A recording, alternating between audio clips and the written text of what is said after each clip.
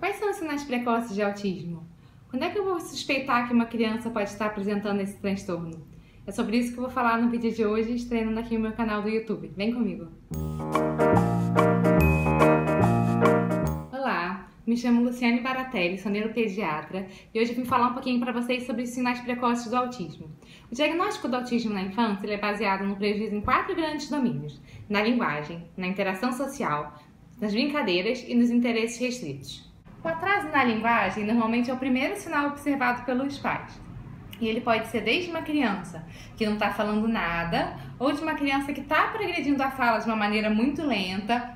Por exemplo, uma criança que já fez 2 anos e está falando só algumas palavrinhas isoladas, quando a gente já esperaria que ela estivesse falando frases. Ou uma criança de 3 anos que está falando frases muito curtinhas, que ainda tem muito pouca intenção de comunicação. Ou, em alguns casos, pode acontecer uma regressão da linguagem. O que é isso? A criança vai evoluindo a linguagem inicialmente de maneira normal e, de repente, de uma hora para outra, ou de maneira lenta ou de maneira abrupta, ela simplesmente para de falar. E além do atraso da linguagem verbal, a gente vai observar também um atraso na linguagem não verbal. Então, o que é isso? É toda a intenção de comunicação que a gente faz através do olhar, através de gestos. Então, um sinal muito comum do autismo é a criança que não olha no olho. Ou aquela criança que olha no olho, mas não fixa muito bem o olhar. Aquela criança que olha assim meio de lado, ao invés de olhar fixa.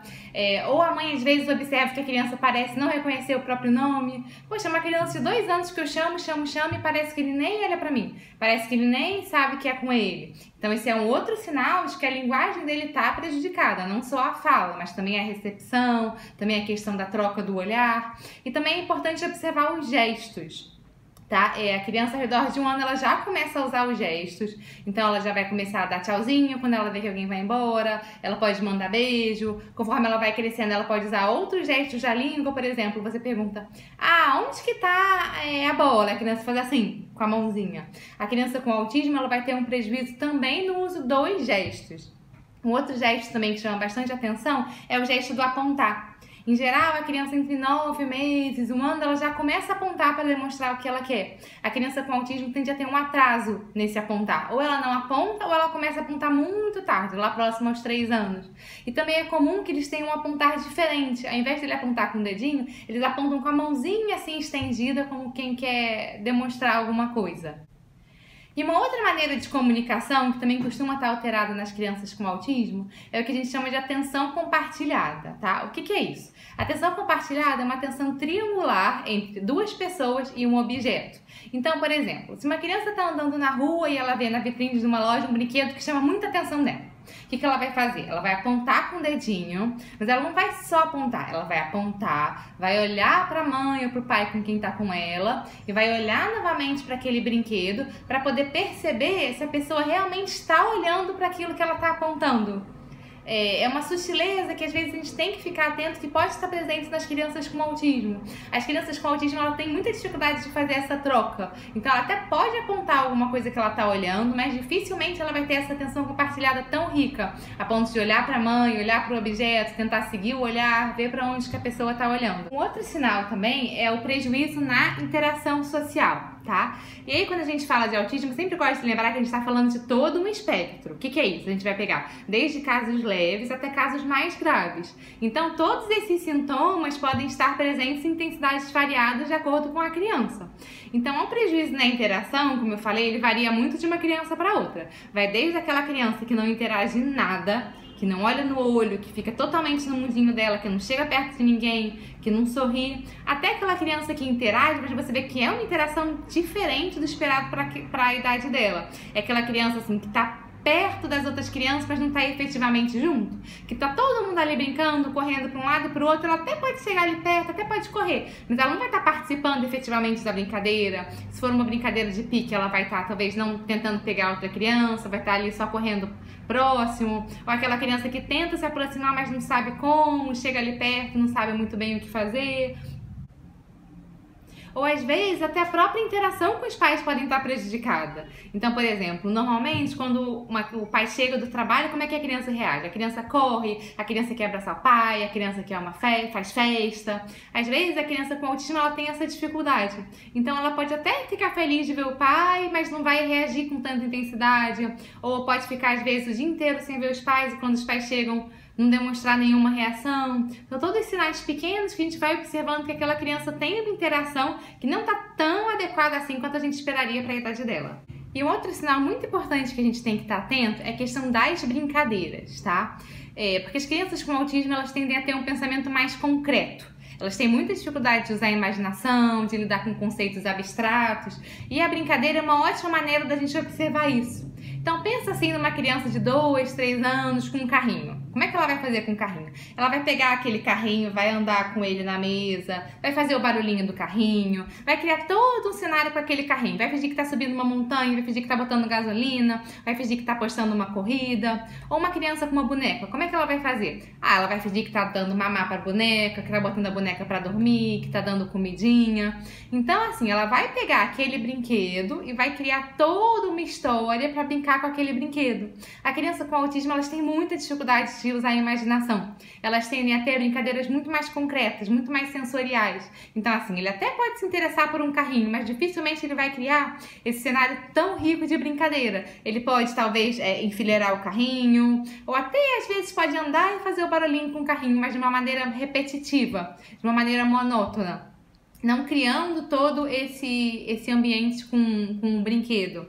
Ou às vezes a criança, ao invés de se fixar no brinquedo em si, ela se fixa numa parte dela. Então ele vai pegar o carrinho e vai ficar analisando a rodinha do carrinho, analisando o farol, analisando um detalhe muito pequeno, ao invés de pegar aquele brinquedo e conseguir usar aquilo numa brincadeira efetivamente. Além disso, as crianças com desenvolvimento normal, em geral, elas têm a capacidade de pegar objetos que não são brinquedos e usar a imaginação com aquele objeto tentando transformar num brinquedo. Então, por exemplo, às vezes você vai no restaurante, a criança pega uma garrafa PET e finge que aquela garrafa é um herói, ou que é um avião, ou que é um microfone. A criança com autismo ela vai ter essa dificuldade. Ela até pode pegar objetos que não são brinquedos para brincar, mas ela vai brincar de uma maneira muito mais sensorial. Então vai ficar batendo aquela garrafinha, ou vai ficar analisando aquela garrafinha. Não vai conseguir usar a imaginação para pegar aquele brinquedo e tentar transformar em alguma coisa mais lúdica, vamos dizer assim.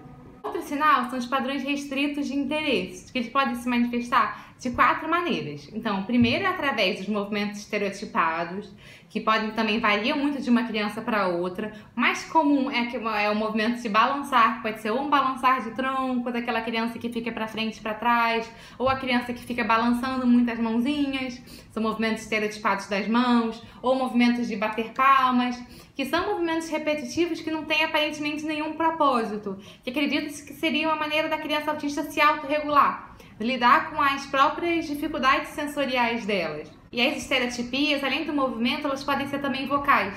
Então, às vezes, é aquela criança que fica fazendo um som contínuo, muito comum ao som do i, aquela criança que fica i, ou a criança que tem gritos agudos, muito repetidos, muito intensos, como eu falei, que aparentemente não tem nenhum propósito, não tem nenhum sentido, mas que às vezes podem ser exacerbados por algumas emoções, como quando a criança está feliz, ou quando a criança está muito angustiada, ou quando ela está com raiva, ou quando ela está com medo, mas que seria, como eu falei, uma maneira da própria criança se autorregular. Os padrões restritos, eles podem se manifestar também por uma aderência fora do normal às rotinas. Então, o que é isso? Assim, toda criança gosta de rotina, toda criança gosta que as coisas aconteçam sempre de uma maneira certinha, mas às vezes as crianças com autismo, ela tem uma aderência excessiva, que chega a prejudicar ela. Então, por exemplo, a criança que só toma água naquele copinho, ou a criança que só come se a comida estiver numa determinada posição.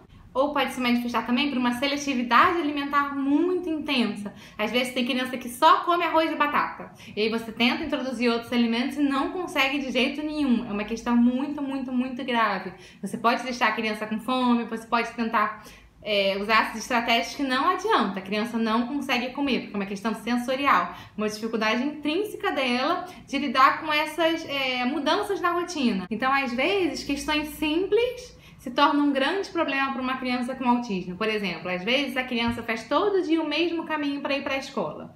E aí, num determinado dia, está acontecendo uma obra, a rua está interditada, ela tem que ir pela rua de trás. Então, às vezes, essa simples mudança para uma criança com autismo pode ser muito difícil. Ela pode não conseguir lidar com isso, às vezes dá uma crise de ansiedade, ou uma crise de choro, ou querer se recusar a ir para a escola, porque ela tem aquela aderência muito fixa às rotinas. Eles podem se manifestar também por interesse restrito num tema, tá?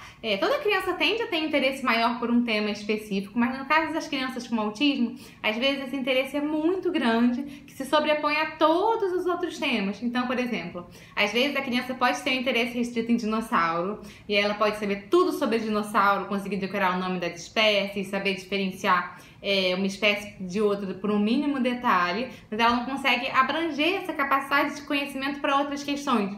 Ou então, o interesse restrito dela é fundo do mar. Então, ela só vai querer ver desenho de fundo do mar, ver vídeo de fundo do mar, vai querer brinquedos de fundo do mar, vai querer fazer passeio de fundo do mar. Se ela for fazer um desenho, vai ser o desenho de um peixe.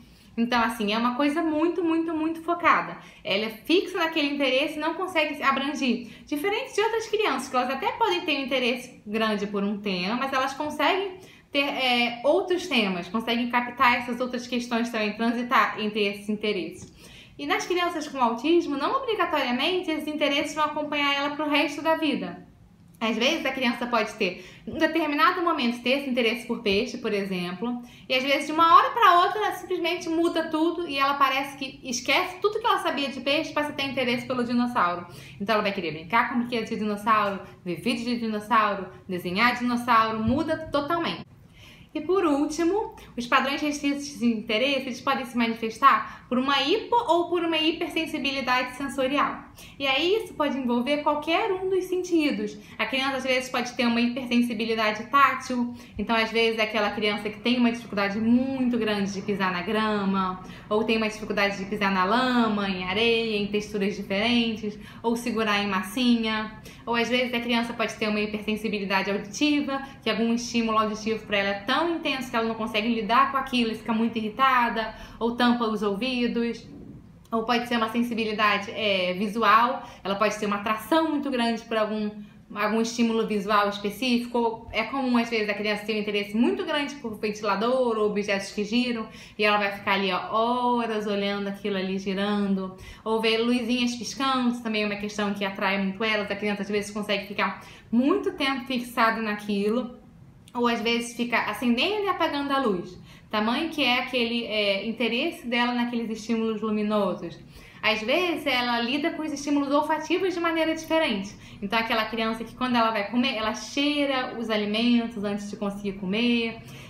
São coisas que a gente pode observar em outras crianças, mas a intensidade é diferente. Então, muitas vezes, assim, são sinais que a gente tem que ir percebendo para poder conseguir juntar isso tudo e poder entender melhor o que está acontecendo com aquela criança. É isso, pessoal. Espero que tenham gostado. Lembrando que o meu objetivo aqui é divulgar informação, é fazer com que as pessoas estejam mais atentas com o tema, para que a gente consiga fazer o diagnóstico mais precoce dessas crianças, mas não é nunca substituir uma consulta médica. Então, assim, suspeitou? Tem algum aluno da sua escola que você acha que tem autismo? Tem algum paciente seu que você está desconfiando?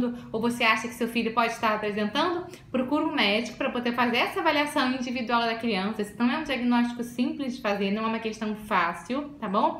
E quanto antes a gente conseguir diagnosticar, melhor vai ser para o futuro da criança, porque antes a gente consegue estimulá-la, tá? E se gostou, não deixa de seguir aqui o canal e até a próxima.